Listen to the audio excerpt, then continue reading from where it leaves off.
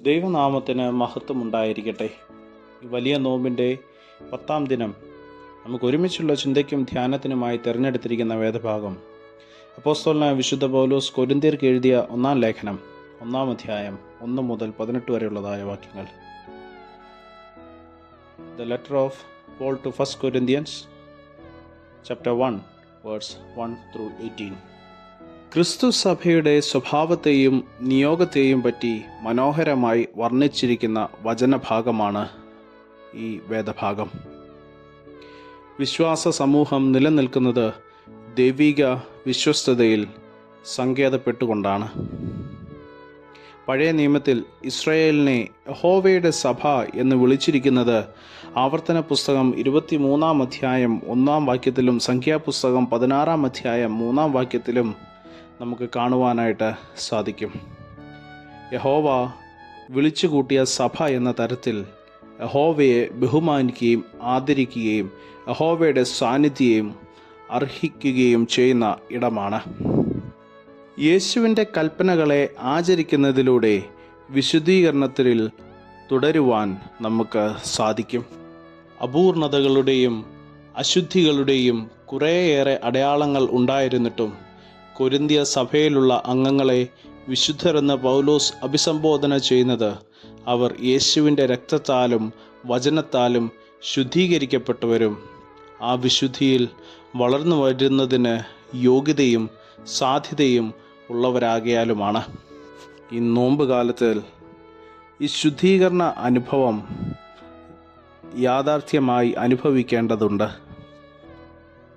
യേശുക്രിസ്തുവിലൂടെ വിശ്വാസികൾക്ക് നൽകപ്പെട്ടിരിക്കുന്നത് ദൈവ കൃപയാണ്.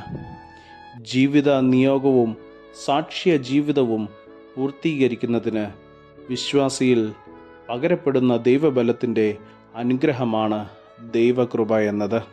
നാം ഓർക്കേണ്ടതായ ഒരു കാര്യമുണ്ട്. നമ്മെ വിളിച്ചിരിക്കുന്ന ദൈവം വിശ്വസ്തനാണ്.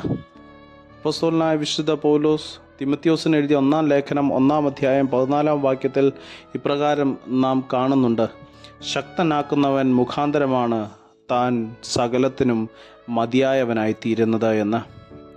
യേശുക്രിസ്തുവിൻ്റെ പുനരാഗമനം വരെയും വിശുദ്ധിയോടും ബലത്തോടും നിന്ന് സാക്ഷ്യ നിർവഹണം നടത്തുവാൻ ദൈവം നമ്മെ ശക്തീകരിക്കും. ഇത് വിശ്വാസയാത്രയിലെ ബോധ്യവും ധൈര്യവുമാണ്. പ്രിയരെ, നോമ്പുകാല ചര്യകൾ യേശുക്രിസ്തുവിലുള്ള വിശ്വാസം വർദ്ധിപ്പിക്കുന്നതിന് മുഖാന്തരമായി തീരേണ്ടതുണ്ട്. ലോകപാപങ്ങൾക്ക് വേണ്ടി മരിച്ചടക്കപ്പെട്ട് ഉയർത്തെഴുന്നേറ്റ് ജീവിക്കുന്ന യേശുവിനെ പ്രസംഗിക്കുക മാത്രമാണ് നാം ചെയ്യേണ്ടത്. യേശുവിന് മഹത്വം കരയേറ്റുകയല്ലാതെ മറ്റൊരു ലക്ഷ്യവും നമുക്കില്ല. വിശ്വാസ സമൂഹമായിരിക്കുന്ന നമ്മുടെ ആത്യന്തികമായ കൂറ് യേശുവിനോടായിരിക്കണം. ബാക്കിയുള്ള ഉപവിധേയത്വങ്ങൾ മാത്രം ഒരു പ്രകാരത്തിലും അംഗീകരിക്കുവാൻ പാടുകയില്ല.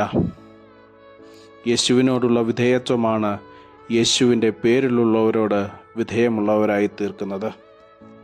മുമ്പേ പോയ യേശുവിനെ മാത്രം പിമ്പേ ഗമിക്കുന്ന കുഞ്ഞാടുകളുടെ ഗണമാണ് നാം എന്ന തിരിച്ചറിവാണ് ഈ നോമ്പുകാല യാത്രയുടെ സ്വാരസ്യം. ദൈവം അനുഗ്രഹിക്കട്ടെ. നമുക്ക് പ്രാർത്ഥിക്കാം. ദൈവമായ കർത്താവേ, അവിടുന്ന് ഞങ്ങളെ വിളിച്ച് വിശുദ്ധീകരിച്ച് നിയോഗം തന്നതിനാൽ സ്തോത്രം. നീ മാത്രമാണ് നാഥ പരിശുദ്ധൻ.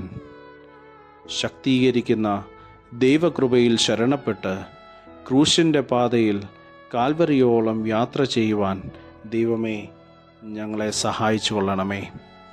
യേശുവിൻ്റെ നാമത്തിൽ തന്നെ ആമേൻ. സ്നേഹത്തോടെ ജോയൽ അച്ഛൻ.